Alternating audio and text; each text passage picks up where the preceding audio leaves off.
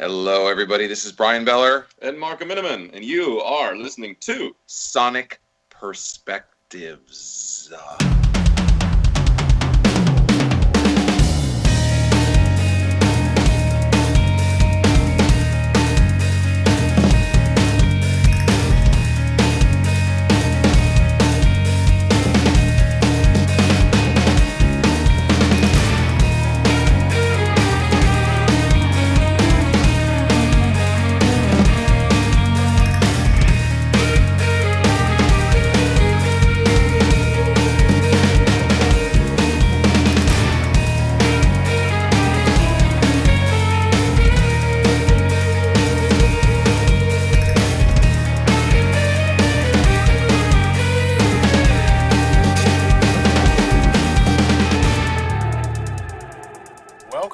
To another interview of Sonic Perspectives. I am Rodrigo Altaf, and here with me is another longtime collaborator of our website, Austin Coquel. Austin, hello. Austin, who are we interviewing today, man? Well, if you're Rodrigo Altaf, then that must mean I'm Austin Coquel, and that must mean we're Sonic Perspectives. And if we're Sonic Perspectives, then that must mean today we're talking to Bryan Beller and Marco Minnemann, and that must make them 2/3 of the Aristocrats. Good evening, gentlemen. Hello from 66.6% of the Aristocrats. Yes, repeating nonetheless. Guys, let me start by asking you, you've been on tour for 2 weeks now. How's the tour going so far? Very, very well. I just woke up from a nap. I did too. Yes. The most important thing that you can do on a tour is nap. Really, literally, just 2 minutes before the interview. You just it's better than sleeping. Yeah. Napping is better. That means we must be playing long shows. Yes, exactly. With a busy schedule like that, do you guys find time to get to know the cities where you play, or not really? Most of the time, we've been to the city before at this point. Right. Portland, Marco and I both been to Portland many times, and Portland's great. That's where we are right now. Yeah. But yeah, sometimes it depends on how long our nap is. So right now, I'm on the East Coast. I'm a few hours ahead of you guys, but you've got about the rest of the day, give or take, till you start sound check and hitting the stage and everything at the Star Theater. So what's your pre-show routine like? Warm-ups, all that kind of stuff? Actually, we usually don't really warm up. It's actually better to kind of, it's like eating dinner before the dinner, so basically it's good, coming back fresh. And then kind of, just enjoying our instruments, because we play all the fucking time. Or sleeping before the nap, or napping before the sleep. Yeah, you just, after a while, especially after a few shows on the tour, you just kind of want to save it all for the show, as much of it as possible. Yeah. All right. How long do you play for? Our show's about 2 hours. Okay. Yeah. One of the items I noticed you guys are selling at the Merge Standards tour is a picture disc of a 7-minute piece that Marco has done with Alex Lifeson in Mohini Day. I'm a massive Rush fan, and I'm living here in Toronto, so I couldn't not ask you guys about what it's like to work with Alex Lifeson. Well, Alex actually and I, we worked together since a few years, and for a few years, and actually he is part of my album called Borrego, and we became dear friends, and then actually we continued collaborating, and I brought in another idea, and he loved it so much that he wanted to kind of write different parts of it, and all of a sudden we found ourselves actually writing this lengthy piece together, which is almost 8 minutes long. Right. And then we brought Mohini in as a bass player, and then Alex brought actually Mahaya Wynn in, who's coming to the show tonight because she's from Portland. And and here we are. And he brought the whole Rush machine in, and Richard Chicky mixed the album, Andy Van Dett mastered it, and then my friend Brigitte Broca did the album art, and all of a sudden we had a product. So, Marco, you and I, oddly enough, have kind of crossed paths several times this past year. I was at Prague Stock. I talked to you after the show and the meet and greet there. Oh. And then around Christmas time, I had the privilege of interviewing Dewa Bujana, with whom you worked with Mohini Day. So and probably my favorite part of that whole album was the whole conical part that you and Mohini did together, which blows my mind as a bassist that she's able to do that on bass and vocally as well. So what was it like working with Mohini again with the Alex Lifeson piece? I was at first kind of, a little, Alex, well, I didn't know whether it was really a good fit at first, because Mohini, can be a busy bass player, but she actually delivered like really, really beautiful textures and was delivering exactly the right things actually needed. And I know Alex is very particular about stuff. I first thought like, oh my goodness, he's gonna complain or he wants less notes or something like that. And Mohini, when she delivered the bass tracks, before we even said anything, she goes like, hey, by the way, if there's like a little bit too much in that part or something, I can redo this. I was like, that sounds great. Let's kind of see what Alex says. And he loved it. And yep, there you go. Awesome. I'm sure that Alex was used to the minimalist bass playing of Geddy Lee. He wanted to make sure that, He really just stays in the pocket the whole time. Right. Yeah. So, you know what, guys? You know what was released a week ago today? It was last Friday. It's 1 week old, yes. Yeah, happy weekday to that. And of course, I had the huge satisfaction of reviewing this bombastic album for Sonic Perspectives. Side note, I gave it my highest rating that I've given a studio album to date. I just realized when I was looking through my reviews today. So kudos to you guys there. I gave it a 9.1 out of 10. And it's awesome. Austin, don't spend it all in one place. You just said like 1 out of 10. That's actually the lowest rating. 9.1. I could have gone for 10, but no. So you guys are about, a week or so out on the road. What's the reception been like to the new songs so far? Interestingly enough, I think that people really, really love them. We've been getting a lot of feedback and people saying like, oh, this is like our favorite album of you guys so far. It's the 4th one, and this is our favorite. And we start off the show, I don't want to spoil the whole set list, but basically the first half of the show is mostly the new album. And people are super, super into it. Nice. We have a formula that we use. We each introduce our own songs that we wrote for the album. If I wrote it, I introduce it. If Marco writes it, he introduces it. We tell a little bit of story, and then we play the song. And fortunately, people are really, really digging it.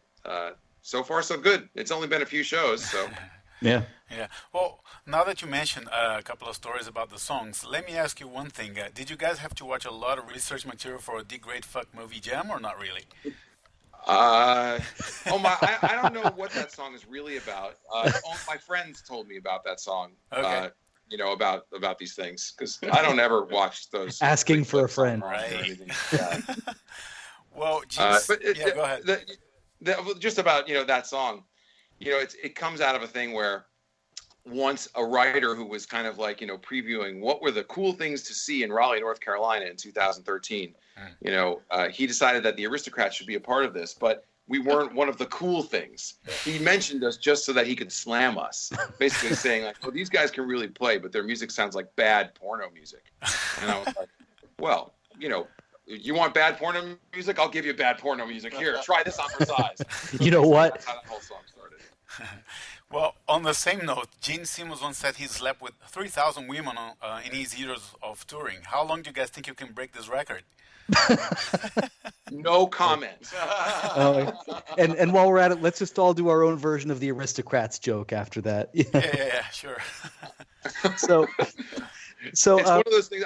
That's definitely like better left to the professional comedians. It's better to imagine us telling that joke than it. Where's Gilbert Gottfried when you need him? Yeah. Just listen to the D. Fuck movie jam. Yeah, exactly.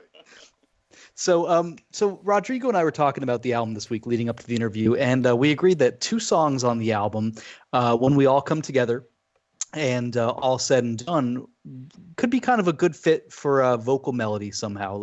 And Marco, on the DVD that came with the deluxe edition, you were even saying that When We All Come Together originally kind of had a little vocal part with it, then it switched to instrumental. Would you guys, I know you've been asked a million times, why, you guys need a singer, but would you ever consider having a song with lyrics someday, eventually? Well, I don't know.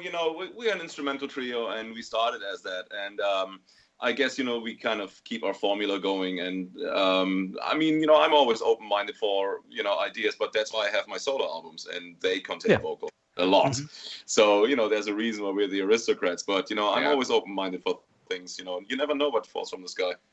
Well, the thing is just because something but you're right, both of those songs did come from melody. When Marco's thing, when we all come together, and All Said and Done came to me in a dream, and the end of the chorus was all said and done, and those were the only words that I heard in the entire chorus. Like the rest of the melody, I don't know what those words were, but those were the words to that. So You get words without having to bear with dealing with a singer in the Aristocrats. Mhm. So you get the best of both worlds there, I suppose. Yeah. Right. We can have the audience sing it at some point. Yes. It was actually There you literally go. was when we all come together thinking about kind of, vamping that whole kind of thing, looping it, and then kind of have the audience sing it at some point. That would be cool. Oh, Yeah. cool. Yeah. Well, Turn- maybe we're spoiling the surprise a little bit, talking so much about the songs, but I'm curious about When We All Come Together, because it seems like a Johnny Cash kind of inspired song, and then it goes into that fusion exploration on the second half. Tell us about that one if you can, Marco. I know it's one of the songs that you brought to the table, right?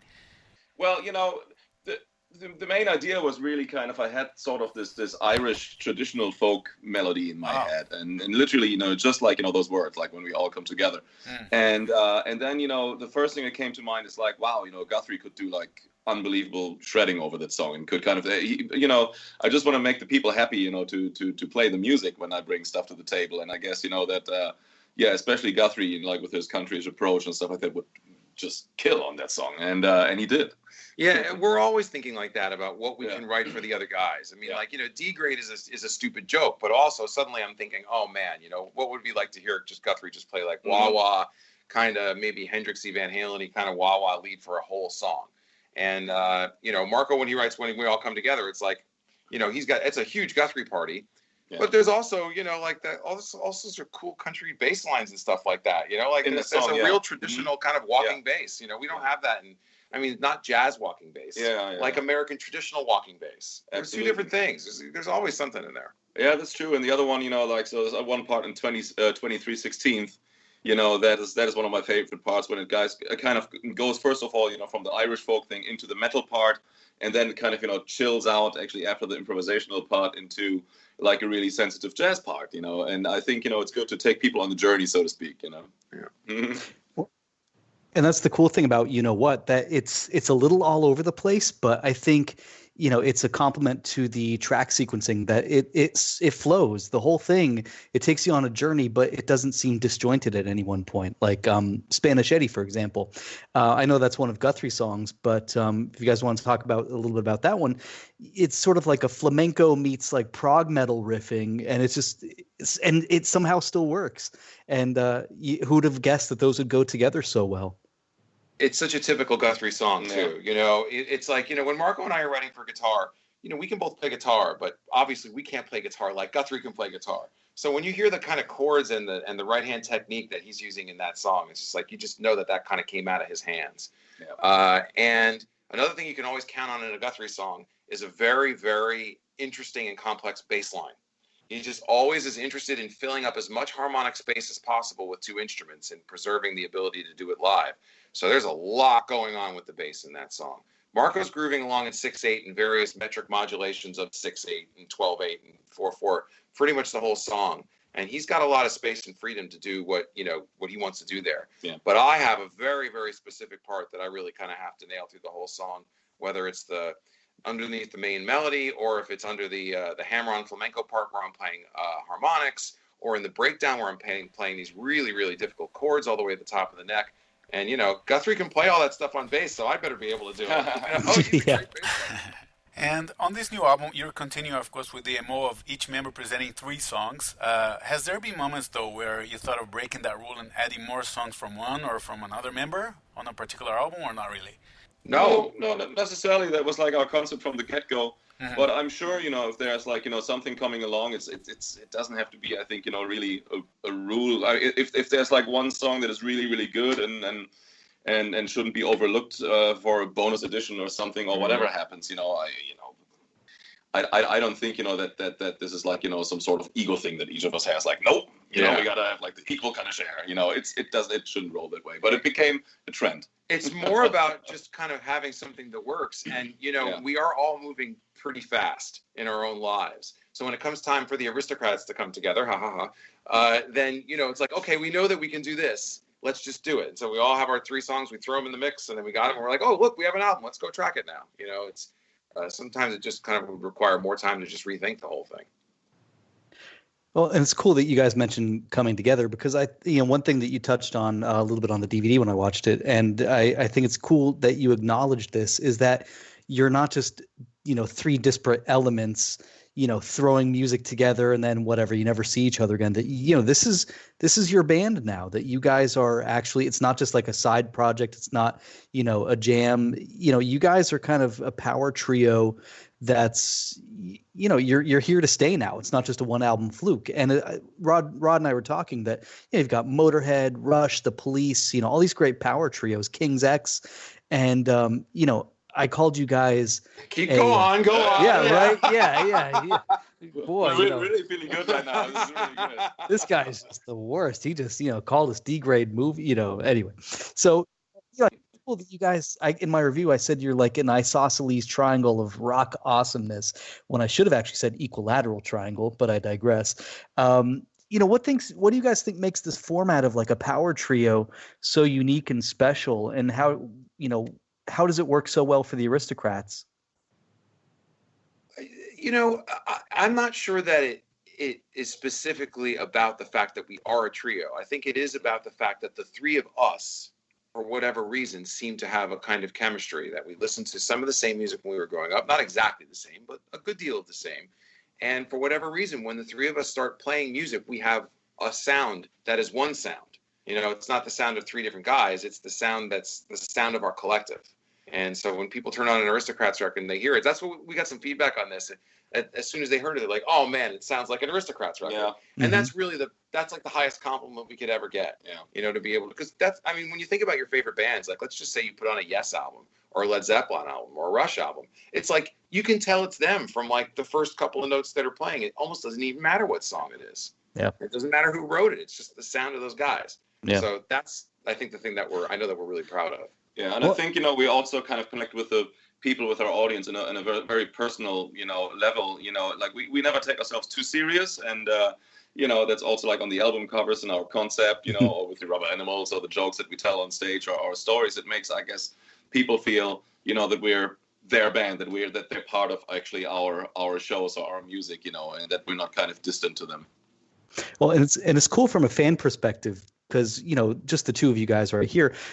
Bryan, I've been following you since like Mole Muzzler with James LaBrie back in like 99, 2000.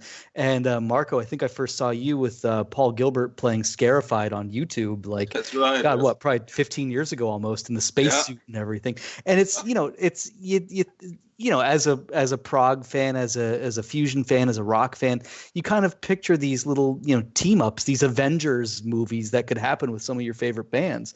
And I think the Aristocrats are one of them, especially because, Marco, when you were with Guthrie in Stephen Wilson's band a few years ago, that's my personal favorite era of his career. And it's really cool that we still get that element of seeing you guys come together and Bryan in the mix to boot. It's cool seeing all these different permutations play out, but it actually stuck. If you see the lineage of kind of how it all happened, we do all kind of know the same people. Like this all goes back to me playing with Mike Keneally. And Mike Keneally also played with James LaBrie on that Momo album. Beautiful. Mike Keneally found Marco through a Finnish bass player named Jan Westman. And then we played together for the first time in 2005. Mike and I played on Marco's DVD. Marco played on my solo album, and Marco and Mike did an album together called Evidence of Humanity, and that was all in the late aughts. And then Marco and I did a gig with Greg Howe, and then we were going to do another gig with Greg Howe, but then he had to cancel, and then that's when we found Guthrie. The way that this all works, if you try to plan it out, it doesn't make any sense. But the fact is that we're all kind of swimming in the same pool of this interesting instrumental, rock fusion genre here. So why certain things stick and why certain things don't, that's not for me to decide. It's not for Marco to decide. That's for the audience to decide. Yeah, that's true. And so if the audience has decided that, we're a thing, then we're happy to be a thing. #a thing. All right. And speaking of trios, I guess the Aristocrats is the only band on the planet that can give ZZ Top a run for their money on the facial hair department. But let's move on. It wasn't like that when we started. No. All of it, only Guthrie. Yeah. So we're all trying, I guess, to live up to his catching example. up. Yes. Yeah. Marco had short hair and was completely clean shaven when we did that gig in 2011. Oh, that's true. Yeah. See, they're a bad influence on me. And he was wearing short pants like Angus Young. And I noticed you guys also did an event called the Aristo Camp very recently. What was that about, and how often do you plan on hosting one? It was fucking awesome. I mean, the Aristo Camp was like, our very first Aristo Camp, music camp. And I think, what made it really special was, well, first of all, it was like in a really, really nice location. And we were really blown away how chill and how cool it is, and how people could concentrate on hanging with us, and how we were actually able to help the people with things, or kind of just communicate. And I think our special guests we had made it so much more worth. We had like Francis Dunnery on guitar and vocals, and we had Chad Wackerman, old dear friend of mine, who used to be the drummer for Frank Zappa and also Alan Holdsworth and many other projects, and Michael Manring, and all of these are kind of very different kind of musicians, and also like Really different. It didn't make it a typical shredders camp. They had like so much more input, Yeah, and it was also fascinating to see the people who were there for the Aristocrats. Like, I mean, so, Marco and I are in our late 40s, and of course we grow up, and, we know that Chad Wackerman is the drummer for Zappa, and we know that Michael Manring is this unbelievable freak of nature who does this thing on solo bass that nobody else does. Nobody at the Aristocamp had ever seen or heard Michael Manring play before. Wow. I mean, when they watched him do his thing, it was like someone ripped their brains apart. So for us to be able to bring some of the people that we grew up with and our heroes and introduce them to people who were younger than us, that was really special. And the other thing that was special, Marco had said it was at Full Moon Resort up in upstate New York, which is beautiful. These guys could play. We had a couple campers get up there and play. Like, one guitarist played Sweaty Knockers with us all the way through. Oh my God! It was like we were just jamming with some dude. And then there was another point where we were playing the Kentucky Meat Shower with two different guitarists. Absolutely. And we get to the bass breakdown, and there's those like arpeggios, the part where it gets quiet. Yeah. And it sounded just like the record with the stereo arpeggios. These two guitarists on each side of us that we don't know playing these parts. It was super, super cool. I think my knockers are sweaty just listening to that. Oh, no. Easy. It's a family broadcast. Yeah, right? Cut, just scrap the whole damn thing. So, sorry, I'm not even paying attention to what I'm supposed to ask you guys now. So, speaking of special guests, Rodrigo kind of did some investigatory journalism, and we found out not only, as if seeing the Aristocrats isn't just crazy enough, the 3-ring circus that you guys provide, but coming up in just a couple of months in LA, you guys are going to have a very special guest in the form of John 5, who many people probably know from his work with Rob Zombie, but there's a lot more to him than that. So, I mean, without giving anything away, what are you guys excited about for that night? I think we're excited about playing for people who may have never seen us. And I think that John is also excited about playing for people who may not have seen him. I mean, like, there's definitely going to be some cross-pollination between Aristocrats World and John 5 World. Yeah. We've seen it online. Some people who are saying, oh, my God, I've seen John 5. That's great. Yeah. But there's no way that it's everybody. So that's the whole magic of the thing, right? Yeah, I think, how it started was, John 5 approached us. That was the thing a few times with his management, and then pointed out that he's a huge fan of our band and wanted to kind of get a show together. And at first we had to decline it because we were on the road. So it didn't really work out, but we wanted to do it. And then we found actually a date, and that was September 1st, where we're not touring and in town. And it's our last date of the tour. Our last day of the tour. So it's gonna be really, really, really great. And I guess there will be a few surprises happening. Yeah, it's going to be good. It's at Club 1720 is the name of the venue, and it's on September 1st, and it's the only time on the tour that's going to happen. Yeah. So if you're in the LA area, or even if you're not, it'd be a good way to celebrate the end of the North American tour with us. That's a road trip show for sure. Yeah. And let's talk about some of your other endeavors for a while, if you can. Bryan, you have a progressive double concept album entitled Scenes from the Flood to be released in September. I listened to it the other day on one of my runs, and I was really impressed by it. Tell us what the fans can expect, and do you think there will be a tour to promote it? Well, first of all, thanks for asking about that. It's 18 songs in 88 minutes, and it's just this huge double album. And I know that right now everything is kind of like single tracks in Spotify, and you shouldn't be doing that. And I don't care about any of that because I grew up listening to classic progressive double albums like The Wall and like Tales from Topographic Oceans by Yes. I mean, not just a progressive concept album, a progressive concept double album. And then if you get into like something like Nine Inch Nails' The Fragile, there's another kind of more modern double concept album that does have elements of progressivity in it. And so I think I was afraid, in a way, to kind of go all the way into my love for double albums because it's such a scary endeavor. It's so huge. Yeah. And I'd never done that before on my own. And then finally, I'm sitting here walking around with all this music in my head in 2015 and 16, and I thought to myself, I have to do this because I couldn't hear anything else. It was like running in a loop inside my head over and over and over again. Right. So I took some time off the road in 2017 and 18, and I just did all the demos and tracked it all. And next thing I know, I had 18 demos, and then I had to try and figure out who was going to play on all of it. And I ended up with this really, really crazy cast of 26 musicians, a lot of different guitarists, Joe Satriani and John Petrucci, and Guthrie's on one track, and Mike Dawes, this crazy acoustic guitarist from the UK. He's really just a brilliant guy. Mike Keneally's on it, and then Joe Travers is like a guy that I played with forever. He's on it, and Gene Hoglan from Death Clock, because there's some really, really great progressive metal on it, and Ray Hearn from Haken, who's another guy who's just, there's just so many people. I wanted to make sure that there were people of our generation and also people who were younger.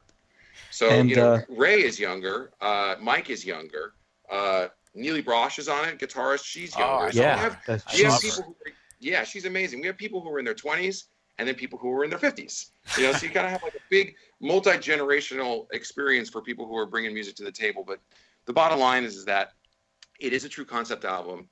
I am telling a story. There are themes and melodies that go throughout the album. So it's not just like I'm calling it a concept album because it's about something. I actually took the time to interweave melodies on track 1, 4, 7, 10, that kind of thing. And I put my heart and soul into it, and it's going to come out September 13. And there's one song called The Storm, which is now a video on YouTube that has been released, and you can check it out. And if you're interested in that, it's available for pre-sale, and it does come out on September 13. And it'll come out on 2 CD and double vinyl and also colored vinyl. Awesome. I don't know if it was the endorphins kicking in because, like I said, I listened to it on my run, on a very long run, but I loved it. I love the album, and so congratulations for that. And thank you. Did you run for 88 minutes? I was going to say, I don't think I could. I couldn't. I'm a marathon runner, guys, so 88 is a piece of cake. Are you really a marathon runner? I am. I did 6 so far, and I'm doing one next year. Here in Toronto as well. Iron Maiden wrote a song about him, actually. Yes. The loneliness of the long distance Rodrigo. Good night, America. Wow. Yeah. So anyway, well, and the cool thing is, talking about everything you guys have going on, solo wise and double album wise. Marco, you've got your new solo album in the works entitled My Sister, which we're expecting, I believe, later this year. What can you talk about? Probably later this year. I'm still kind of putting the whole thing together. It's about to be mastered, and it has I'm playing most of the instruments again, but I have some really cool guests on it. Mohini plays, then Alex Lifeson plays a few songs, then Randy McStein, fantastic. Yes, good friend of mine. Guitar player and singer, he's great. Doug Pinnick from King's X is on the album as well. Oh wow! He plays some bass and sings, and it's a very heartfelt album. It's a very emotional album, and I think it's very beautiful. And came out nicely. I took a lot of time with it because I released so many double albums and solo albums and whatnot, and I took a little bit of time off after that album called Borrego. I wasn't actually forcing, another release because so many other releases were coming out, like the one with Deva Bujana, then the new Aristocrats album, then the thing I did with Alex, so I'm holding back on it a little bit, So, and also that's something I learned actually from Alex working with him to take time and kind of, revisit songs and kind of go back. And I think, I wasn't shy of doing that with this album. I kind of revisited the songs, worked on them some more, changed some parts, worked on them some more, and then kind of, make sure, that I have that I have something to say, that is beautiful. Yeah. It's so interesting, Marco and I have a lot of shared common influences, but our processes are completely different. Yeah. Mm-hmm. I mean, Marco is capable of generating material and albums very, very quickly. And as is evidenced by his catalog, he's got 24, 25 albums out now, right? And he's sitting here saying, I think I could slow down a little bit so that I could just, and I'm sitting here like, it took me 3 years to finish Scenes from the Flood. And when it was done, I felt like I had run 26 marathons. So, it's like we all go about this thing differently. And I think it's just interesting to see how we operate in our solo careers versus how we operate in the Aristocrats. And we get to play with different people. And then when we come together in the Aristocrats, then it's the Aristocrats. And it keeps this thing special. You know what I mean? Yeah. Mm-hmm. Right. Yeah, especially you guys just took a little bit of time off, like what, a year and a half or something. Yeah. Take a year. Right? No. Bands like Radiohead releases an album every 10 years. Yeah, look at Tool, right? Like 13 years between releases, right? Yeah. We need like Zappa level releases from you guys, like 6 releases a year, please. Definitely. Other people go to work, that's what we do. And by the way, between 2011 and 2015, we put out 6 albums. Yeah. 3 studio albums and 3 live albums. I mean, that's like, that's like the Beatles. I mean, been slacking. So, let's talk about some hypotheticals for a second. Are there any collaborations that you guys have done that you think could have maybe led to something else, possibly? Like a little bit of lightning in a bottle thing that you wish would have lasted a little bit longer. Just for an example, Marco playing with Tony Levin and Jordan Rudess. Maybe some live shows could have happened there that didn't, or something like that. Is there anything that you guys wish could have lasted a little bit longer, or that could have come together but didn't in your careers? Well, I wish that the Death Clock gig lasted longer. I don't know if you guys are familiar with that whole thing, are you? Oh yeah. Metalocalypse. Yeah, Metal Octopus. There's a million puns on that. That was yes, exactly. That was such a fun gig because, of course, the whole thing was ridiculous. This, about being a cartoon metal band, a death metal band that's the most popular band in the world, but it was tied to a television show. And so when the television show wasn't on anymore, then there was no band and no tour to support it. And I just wanted that to go on forever just because it was just such a blast. But, I know that there is another show. There is a new Death Clock show, a one-off happening in November and December. But I'm going to be on the road with the Aristocrats in Europe. So, yeah. Well, the cool thing is, worlds colliding a little bit. I believe Metal Octopus was done by Brendan Small, who writes some comic books that I read on a publisher I'm a really big fan of, Albatross Funny Books. He has one called Galacticon, and cool thing for fans of Guthrie who might be listening, he actually provides, I think, like tablature or notation in the beginning of the comic for guitar players who want to provide a voice to this robot who's in the comic, which I thought was a really cool thing. So it's like 6 degrees of separation. Well, there's even cartoon. more. So if you go into Galacticon World, the graphic artist who was working on all that stuff, his name is Mike Mesker. I mean, he didn't invent all the art, but he put the packaging together and did all sorts of stuff for Brendan on that deal. And Mike has worked with us on previous releases for the first album and Tres Caballeros, and also Marco did a voice on one of the episodes of Metalocalypse. Yeah. It was a scene with him and Mike Patton. I think does Mike Patton kill you? Yeah, I think I'm his manager or something like that. It was like in Snakes and Barrels Part 2, and I put on actually in a special especially German sounding voice more than I have now, and then just like having that accent going, and then Mike Patton is like, the aggressive kind of, weird, fucked up rock star. Wow, that's which is such a stretch for him. No, I say it with love. Actually, yeah, and speaking of Mike Patton doing voices, he was in a video game called The Darkness, which is also based off of a graphic novel, and his voice is the most terrifying I've ever heard him do in that video game. It's fantastic. Wow, so that's saying something. Right? Yeah, it is. It is. That piece where the solo piece where he's like, Litany 4 from John Zorn's album 6 Litanies for Heligibus.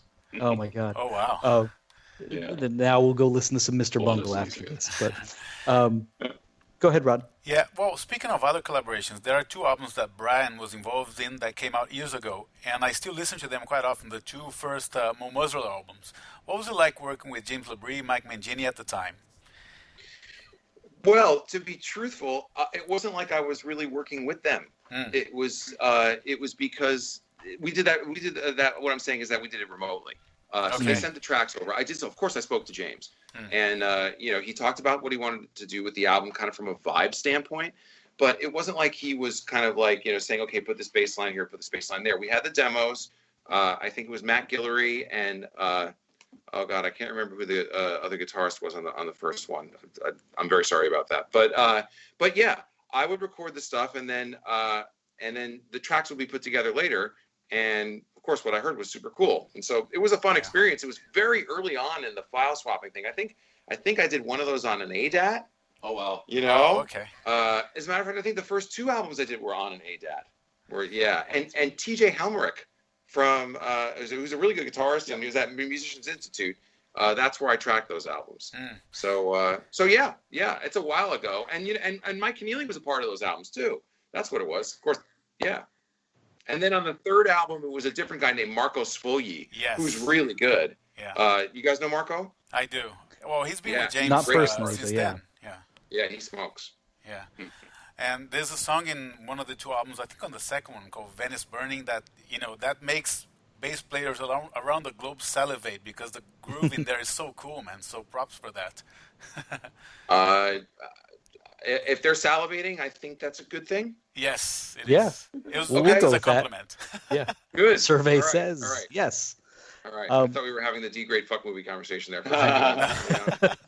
It's hard to keep track of all this stuff. Yeah. The Aristocrats, ladies and gentlemen. Yes, thank you. Exactly. What do you call an act like that? Yeah, right. So, one thing I wanted to mention real quick, and I was talking about the track sequencing and stuff on You Know What earlier, before we kind of close things off here. I want to just kind of give you guys each props as like songwriters, because as I was writing, writing down my thoughts when I first listened to the album, getting ready for my review, the back half of the album really spoke to me more so than the first one. I mean, I love the whole thing as a whole, but kind of spoke to me of the days where you could just listen to an album side and just enjoy it for what it is. And to me, everything from like Terrible Lizard onward is just like fantastic. The last 4 on the album. And unfortunately, when I got my press release copy, I didn't know who had written what at that point. So when I got my physical copy, I looked through it and I saw that my favorite 4 songs on there, each one of you in the band had written one of those 4, which may or may not be mathematically inevitable. I don't know. But I just wanted to give you guys and Guthrie props, because basically, everything Spiritus Cactus, and the Ballad of Bonnie and Clyde, Burial at Sea, Last Orders, each of you guys had a hand in one or 2 of those. And it just really gives the album a really kind of, I don't want to say darker, but more dramatic, more meaningful vibe. And I personally think that side 2, if you will, of this album is possibly the strongest songwriting that you guys have had as a band to date. You know what's so interesting is that you picked up on something that no one has mentioned yet, which is that we talked about this. Mm-hmm. We talked about the fact that the first half of the album is kind of like, here come the Aristocrats. Yeah. There's a lot of kind of fireworks, and it's kind of an up thing. And then starting with Terrible Lizard, the album gets darker and a little heavier and a little bit deeper in a way. Yeah. So from Terrible Lizard, it starts heavy, and then into Spiritus Cactus, which of course there's a lot going on in that song. It's really unlike any other Aristocrat That's song. my favorite on the album, actually. Yeah, it's a great song. The production on it is great. And then Bonnie and Clyde is this long, heavy, epic song. And then Burial at Sea is super dark. Yeah, Hence the title, right? And then finally, after you go through this kind of long, heavy journey in the second half of the album, you get to Last Orders, which is Guthrie's beautiful, beautiful ballad to close the album. You get the nightcap, to digest all this stuff. And it's so cathartic. Yeah. So it is really kind of 2 albums in a way, and at the very least 2 sides. And so props to you for picking up on that. Yeah, thank you. Exactly. Yeah. Yes, I give myself a 10 out of 10 for this interview. Yes. 5 stars, A+, top mark. Yes, take that to the bank. I'm with the coolest interviews ever, guys. Thanks for the interview, and thanks for being so knowledgeable about all this. Yeah, very, very cool. It's we all appreciated the write-up of You Know What. It was like, hey, somebody's like actually listened to this album. Hey. Yeah. So, guys, is there anything that we didn't touch on about, the new album, the tour, your solo stuff, beard care maintenance, anything that we didn't touch on you'd like to talk about before we wrap things up? No, I mean, other than that, we're really, really happy to be back out on the road again, and we are doing all of North America. I mean, we're doing a few dates in Canada. We're really doing the whole United States of America. Yeah. We're going everywhere. So it's been a while since we've toured the United States. It's been 4 years. Absolutely. Our schedules are a little bit crazy always. So if you haven't, if you're on the fence about coming to see the show, get off the fence and come see the show. Yep. Yep, totally. Yeah. Well, Bryan and Marco, thank you so much for your time in this interview. I wish you all a great tour ahead, and I will be at the show here in Toronto on July 27th, and I can't wait to see you guys live. Fantastic. Thank you. Great. Looking forward to see you. Yes, Thanks. thank you very much. Thank you. Thanks, All right. gentlemen. Have a great tour. Have a great show tonight. Okay, Thank you thanks so very much, much. guys. Okay. All right, Yep. bye. Thanks, guys. Take care. Bye-bye. See you. Bye. All right, so there you guys have it. That's going to do it for us with Marco Minnemann and Bryan Beller of the Aristocrats for this interview here at Sonic Perspectives. We're going to leave you guys now with a track at sort of the midpoint of the album. This one is called Terrible Lizard, and it's about dinosaurs. So make sure to follow us, like us, comment, all that stuff that people say when they plug their stuff here at Sonic Perspectives. All the links are on this page. And make sure to tune in for more episodes of Talking Perspectives and more unique and interesting content right here from Rodrigo Altaf and myself here at Sonic Perspectives.